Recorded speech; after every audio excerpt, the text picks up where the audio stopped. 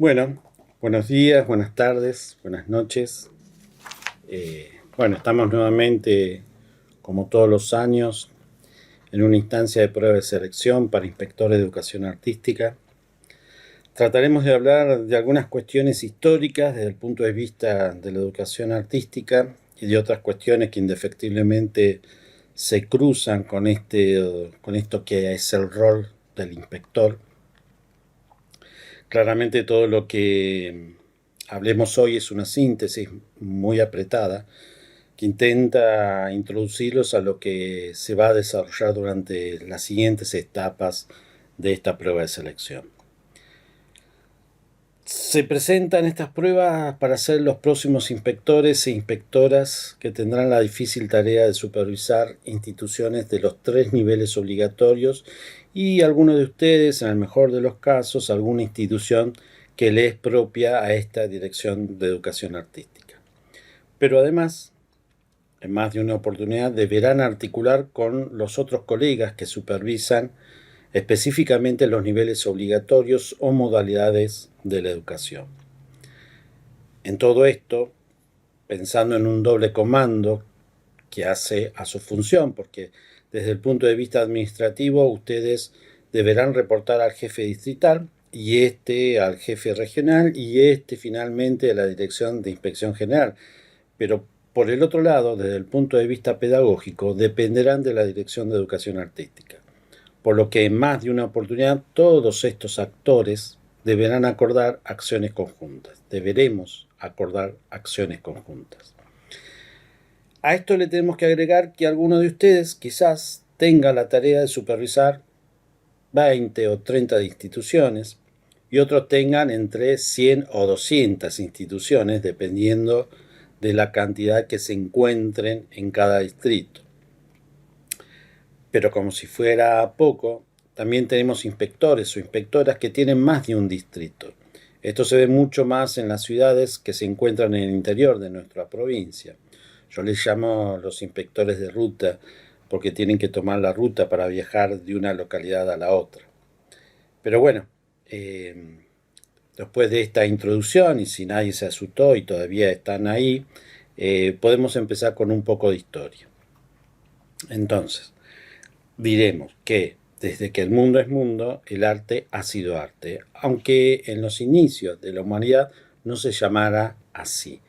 Afirma Hans Belting, historiador del arte antiguo, que aproximadamente en el año 1400 las imágenes que eran veneradas comenzaron a ser admiradas estéticamente. Por estos días la conexión entre arte y estética es una contingencia histórica, como diría Danton, y no forma parte de la esencia del propio arte. En este sentido, es por lo que a las escuelas de educación estética les hemos cambiado el nombre y a partir de este año pasaron a llamarse escuelas de educación artística. Que sea dicho de paso, fue una decisión que tuvo un amplio consenso entre nuestros equipos de conducción de estas escuelas y de los inspectores e inspectoras que supervisan las mismas. Ahora bien, cuando los arqueólogos encontraron en las cuevas las pinturas rupestres de antiguos habitantes de este planeta, fue el signo de lo que se considera como el inicio de la humanidad. Estos son el testimonio de aquellos habitantes originarios que quisieron expresar, podemos decir con signo de preguntas, expresar, comunicar aquello que les estaba sucediendo. Entonces se ven figuras de animales que podrían ser búfalos o ciervos, humanos con arco y flecha supuestamente cazando, personas en ronda, supuestamente en un ritual, en un baile o algo parecido a eso. Incluso también se observa algún enfrentamiento entre grupos de seres humanos porque se aprecia que entre sus manos portarían lo que se supone que serían lanzas. Y además las manos. También dejaron impresas sus manos, varias manos. Como Maurice Seijer, el dibujante holandés, que fue un gran dibujante de sus manos dibujando incluso. No estamos seguros por qué diferentes comunidades de diferentes puntos del planeta dejaron impreso en las paredes de las cavernas esos dibujos. Lo que sí está claro que esas imágenes han sido un producto de análisis histórico sociológico sobre esas comunidades que nos precedieron, y ahí tenemos un punto importante y de debate para pensar en cuál es la función del arte, o al menos una de sus funciones. Con el correr de los años y a partir de que el hombre comenzó a volcar en palabras escritas sus vivencias y sus pretensiones sobre lo que querían para sus pueblos, pudimos aprender mucho más de esas civilizaciones, sus costumbres, sus creencias, pero sobre todo nos dimos cuenta cuáles eran sus pretensiones. Y entre ellas apareció la idea de qué cosa se debería enseñar y cómo consideraban que había que hacerlo. Si nos remontamos 380 años antes de Cristo, en la antigua Atenas, Platón escribía por aquellos tiempos lo importante que era la enseñanza del arte para la formación del hombre. En el libro La República, Platón le da dos funciones al arte. Primero, que la juventud tenga sentimientos justos. Y segundo, que sea una fuente de descanso para la madurez. De alguna manera, subordinando el arte a una función individual en ambas definiciones. Pero para Platón la naturaleza del arte no era la invención, sino la mímesis, es decir, la copia de lo material, de la naturaleza, del hombre, de lo que fuera. Como buen racionalista, el arte era solo copia de otra cosa que ya estaba creada por la razón. Durante un periodo histórico extenso, diríamos que hasta el siglo XVIII inclusive, se supuso que para hacer una obra de arte, la obra tenía que ser mimética. Que luego, con la aparición de la fotografía, esta idea se pone en duda, a pesar de que sigue siendo una línea de pensamiento que perdura en nuestros tiempos. Pero volvamos a la primera función que le da Platón, que dice que la juventud tenga sentimientos justos. Es un ideal claramente ligado a la comunidad, al otro. El término de justicia es un término que se usa pensando en el ser humano con su entorno, de convivencia con otros, y que forman una organización, una sociedad o una república como pretendía Platón. Lo que se observa en la historia de las artes en relación a las sociedades, que tanto la música, la literatura, la danza y el teatro, muchas veces esta última, el teatro asociada a la danza en los primeros siglos de la humanidad, es que ha tenido formas de enseñanza dispar, de transmisión hereditaria, de generación en generación y con muy poca sistematización en los procedimientos educativos. Esto por un lado, por lo que diríamos que sería el acontecer educativo. Pero por el otro, el acontecer artístico desde el punto de vista del contenido, es decir, el qué contar, que ha tenido dos situaciones dispares y por momentos antagónicas. A saber, primero, como reflejo de una sociedad, ya sea como descripción o por imitación, como decía Platón, y para ello era importante la técnica. Recordemos que la palabra arte proviene del griego que significa tecne o técnica. Es decir, para lograr la belleza que el mundo ofrecía se debía aprender una técnica para lograr un producto que se asemejara a lo observable. Y hay una segunda alternativa, que es el acontecer artístico como opinión. Es decir, una mirada crítica sobre lo que acontece en la sociedad o en la comunidad. Este último punto es importantísimo tenerlo en cuenta porque no por nada desde siempre las esferas del poder le han prestado mucha atención al arte y a sus artistas, ya sea como aquellos que luce bien en sus palacios y enaltece a los poderosos, tener amistad con los artistas al punto tal de ofrecerle dinero para su subsistencia, o bien, cuando no les conviene, poder censurar sus obras y perseguir a los artistas por su insolencia, por ser críticos a cierto orden social que los incomoda. No por nada en los gobiernos autoritarios los primeros en caer en desgracia son los artistas, ¿verdad? Este antagonismo supone ciertas tensiones de convivencia enmascaradas entre ellas. Ahora bien, cuando los países deciden tener un sistema educativo que tenga cierta formalidad, que pueda brindar una educación básica para el desenvolvimiento de los sujetos en función del interés común, más precisamente para los intereses comunitarios o nacionales, la discusión en torno a qué es lo que se debe enseñar y para qué resulta ser una respuesta sumamente compleja con una variedad de perspectivas. En principio, se tiene en cuenta la historia, las circunstancias actuales y qué es lo que se pretende para el país en un futuro a largo plazo. Aunque la realidad de hoy en día hace que la velocidad en la que el mundo está cambiando implique reformular estas preguntas de forma más asidua. Al mirar nuestro país, observamos que tenemos pocos registros de qué cosa pasaba en los pueblos originarios de estas tierras con respecto a la educación y menos aún con la cuestión artística.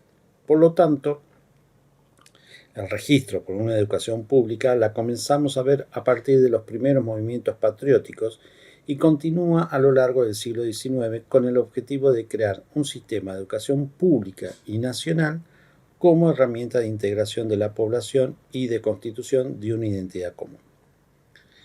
La historia de la educación como sistema educativo de manera formal la debemos hacer a partir de 1884 con la primera ley de educación, la famosa ley 1420, que se mantuvo inalterable por muchas décadas, independientemente de que el sistema educativo nacional y provincial avanzaran con muchas reformas sin modificar dicha ley, la que caducó formalmente con la Ley Federal de Educación en 1993.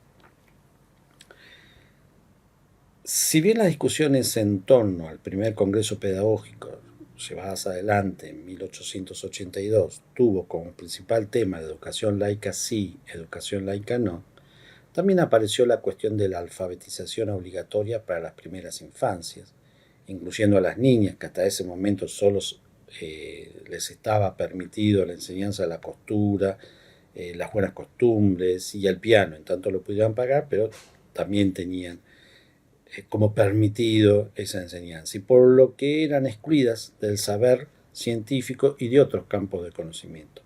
Pero además también aparece la discusión en torno a la gratuidad de la enseñanza. Con estas primeras premisas y alguna más, se constituye la primera ley de educación del país, que entre sus artículos incluía ya formalmente conocimientos obligatorios sobre arte. Dice textualmente, voy a tratar de, para eso tengo el machete, de leerlo textualmente. Dice que debía tener esta nueva educación el mínimo de instrucción obligatoria que comprende las siguientes materias: lectura y escritura, aritmética, las 4 primeras reglas de los números enteros y el conocimiento del sistema métrico decimal, la ley de monedas, pesas, medidas, geografía particular de la República, nociones de geografía universal, etcétera, etcétera, nociones de higiene, nociones de ciencias matemáticas, físicas naturales, y dice también nociones de dibujo y música vocal. Por lo que claramente nos parece interesante de que ya estaban pensando en estas cuestiones del arte como parte de lo obligatorio que tenía que ver con esta construcción del ciudadano. Ahí agrega el artículo, que también me parece interesante con respecto a cuál era la visión de los niños y de las niñas, las diferencias en la educación, porque agrega, dice, para las niñas será obligatorio además el conocimiento de labores de manos y nociones de economía doméstica. Y para los varones, el conocimiento de los ejercicios y evoluciones militares más sencillos, y en la campaña nociones de agricultura y ganadería. También había una idea de qué cosa hacía cada ciudadano, ¿no? Una cosa era el ciudadano mujer y otra era el ciudadano hombre. Pero bueno, a nivel artístico también aparecía estas cuestiones. Me atrevo a decir también el artículo 7, que dice: en las escuelas públicas se enseñarán todas las materias que comprenden el mínimo de instrucción obligatoria, desarrollándolas convenientemente según las necesidades del país y capacidad de los edificios escolares. Esto de los edificios escolares es importantísimo porque rara vez se ha tenido en cuenta las condiciones edilicias para la enseñanza del arte. Sin embargo, estos hombres que hicieron la ley creían importante la cuestión edilicia, lo que se vio reflejado en las innumerables escuelas que se construyeron a posteriori en toda la provincia. aunque para la enseñanza artística sería siempre un calvario. De hecho, muchas instituciones de educación artística, conservatorios o escuelas de arte, comenzaron con casas donadas o alquiladas, que si bien no cumplían las condiciones necesarias para la enseñanza artística, el fervor docente hizo posible llevar adelante la tarea de la enseñanza, aunque a medida que se fue incrementando la matrícula, la situación comenzó a complicarse. Por estos días observamos que el programa Escuelas a la Obra incluye la construcción de nuevos edificios y la puesta en valor de otros establecimientos de educación artística, como no había ocurrido en ningún otro periodo de la historia de la educación artística en la provincia de Buenos Aires. Volvamos y pasemos ahora a los años 90, hagamos un salto, años 90, la Guerra Fría había terminado, el mundo comenzó una época a la que se llamó globalización y que estaba caracterizada por un capitalismo salvaje de la mano de políticas neoliberales, y nuestro país se embarcó en esa globalización y se sucedieron cambios trascendentes en el ámbito político, económico, cultural, y desde luego la educación acompañó esos cambios porque el mundo que venía ya no sería el mismo y había que estar formado para ese nuevo mundo. Con la Ley de Educación 24.195 del año 93 comienza a llevarse a cabo modificaciones estructurales de relevancia, tomando como base mucho de lo dicho en el segundo Congreso Pedagógico llevado adelante por el gobierno que asumió en el año 83.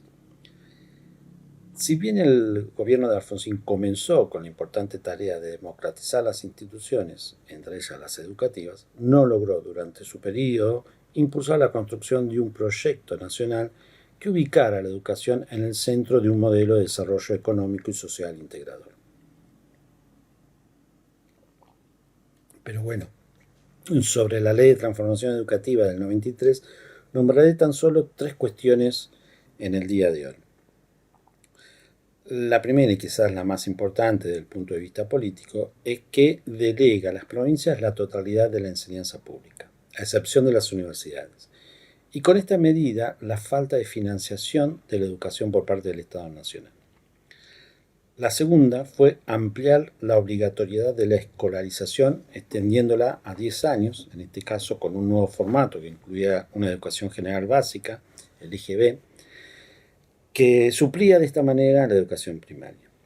Y la tercera, la educación secundaria que se convierte en polimodal, pensada con el fin de una continuidad en los estudios superiores o bien como relación con el mundo del trabajo.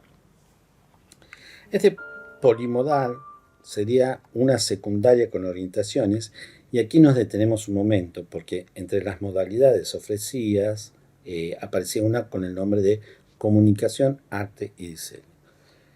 Me parece importante detenernos en este punto porque por aquellos años hubo intentos desde algunos sectores sociales que proclamaban que la educación artística, tanto como la educación física, sean espacios extracurriculares a elección de cada institución educativa, que por lo tanto deberían dichas instituciones hacerse cargo de los honorarios de los docentes. Bueno, esto no prosperó, por suerte, y la inclusión del término arte en el polimodal fue un reconocimiento de la educación artística como campo de conocimiento, a pesar de que él mismo estuviera ligado a la comunicación.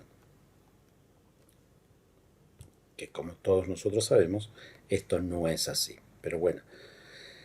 Y nombramos esta ley, además de la transformación educativa de los años 90, porque aún hoy tenemos en las carreras de grado de nuestras instituciones de superior artística diseños curriculares que datan de aquellos años, como son las carreras de música, danza clásica, diseño gráfico y algunas tecnicaturas más.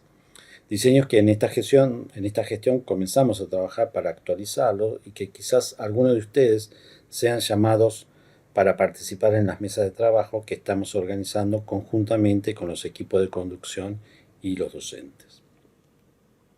Hasta aquí, la educación artística seguía ampliándose en el sistema educativo provincial. Volvemos a los años 90, es decir, ya había enseñanza en los 3 niveles obligatorios en las escuelas de educación especial y una fuerte presencia de escuelas superiores de arte, mayormente con carreras de artes visuales, de teatro, de danza y conservatorios de música. Como si fuera poco, varias escuelas de educación estética que comenzaron a partir de los años 70, que brindaban una educación artística diferenciada de los niveles, a contraturno de esta, con una mayor carga horaria de aquellas y no obligatoria. Esto constituía y constituye un aporte pedagógico novedoso en la educación del Sistema Educativo Nacional de Gestión Estatal. Pasamos otro periodo, con los nuevos aires políticos a partir del 2003, comienza a gestarse una revisión de la Ley de la Educación Federal en función de realizar una nueva ley que pusiera en valor la educación pública y la responsabilidad del Estado Nacional en reasegurar el derecho a la educación. La participación para esta nueva ley tuvo un carácter urgente y no se constituyó como un congreso pedagógico como los anteriores, sino como la obra de un gobierno participativo en función de gestionar una nueva norma que pudiera expresar las ideas y proyectos de especialistas en educación, sectores sociales, gremiales, representantes de los partidos políticos, representantes de las provincias, de las universidades y de otros actores sociales. Por ejemplo, algunas provincias como Chubut, Jujuy, Santa Cruz, Salta y la Ciudad Autónoma de Buenos Aires demandaron la jerarquización de la educación artística.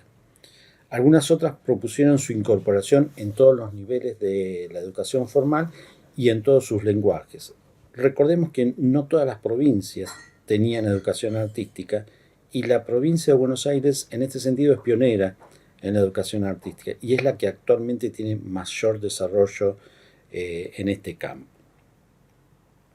A la importancia de la inclusión de las disciplinas artísticas en los contenidos curriculares de todas las modalidades de educación, se sumó la relevancia de instituciones con orientación artística en casi todos los niveles del sistema.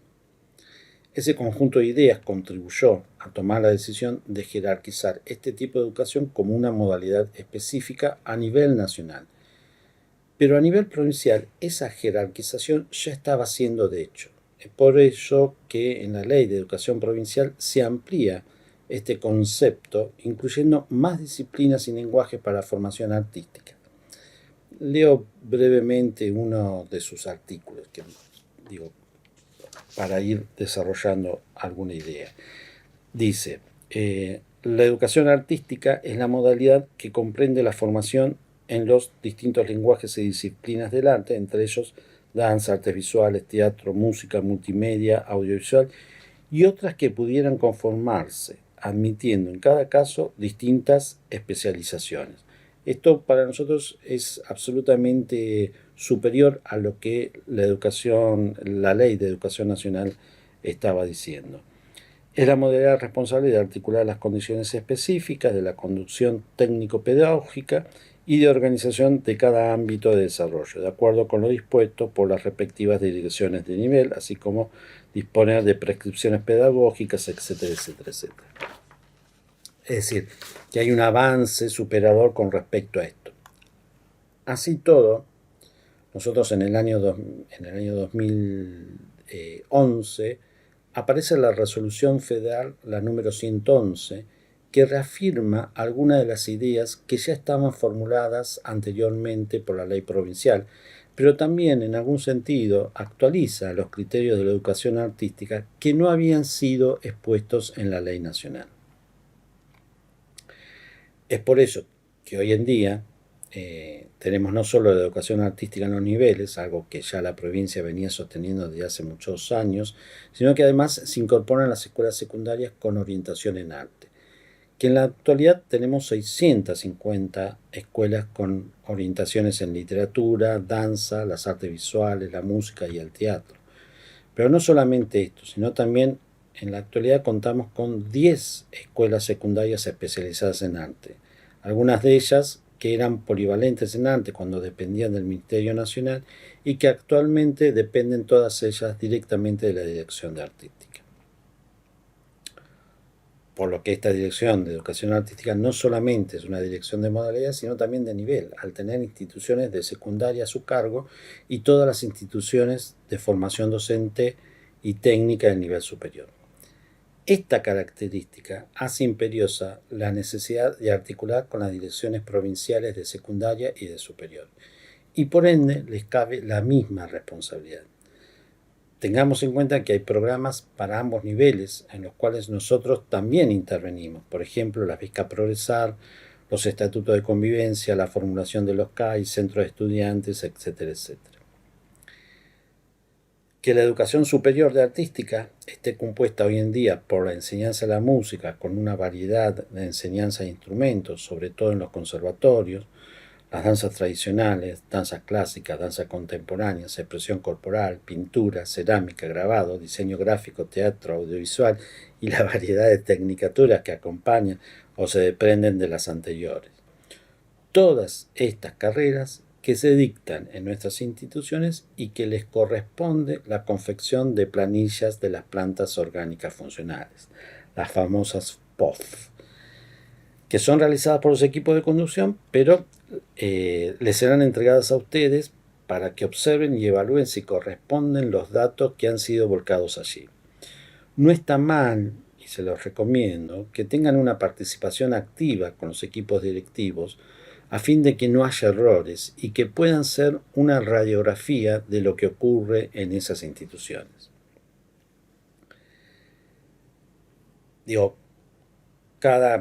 Estoy yendo muy rápido y estamos terminando también, pero cada uno de ustedes proviene seguramente de un campo disciplinar artístico y de pronto van a tener que supervisar todas las clases de todos los campos artísticos o de instituciones que no necesariamente son del campo artístico en el cual se formaron. Por eso es importantísimo tener un conocimiento acabado de la vida institucional de cada una de ellas. Pero también hay que tener una mirada amplia del desarrollo de la educación artística en todo el sistema educativo provincial, que nos pueda garantizar la perspectiva global de la política educativa en su conjunto. En cuanto a la supervisión de las escuelas de los niveles obligatorios, es imperioso tener acuerdo con los colegas inspectores e inspectoras que supervisan esas escuelas para tener una mirada y una acción compartida. Y que la educación artística integre el proyecto institucional con la mirada del supervisor de artística. Esto es importante para que el equipo de conducción de las escuelas integre al docente de artística como parte de su plantel docente y no como un profesor externo que viene a dar clases de arte de vez en cuando. Para nosotros esto es importante y con esto vamos terminando. ¿Por qué es importante? Porque es en pos de una educación de calidad que garantice una enseñanza como un sistema insustituible para el aprendizaje de las y los estudiantes de todas las edades, desde el jardín hasta el nivel superior.